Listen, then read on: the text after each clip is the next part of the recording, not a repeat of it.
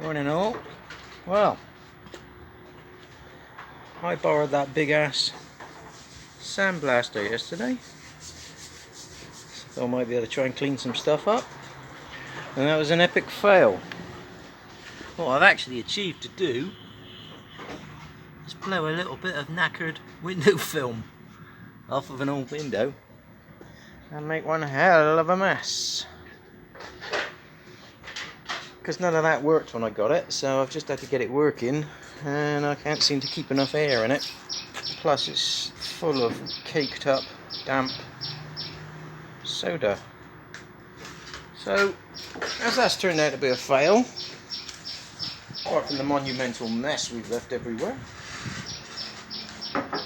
we might as well go and look at what Minichon's just knocked up. Look at that. I know you can't smell it, but I can, and it smells absolutely divine. So we're going to have to go and eat that. And think of something to do on this. But not that.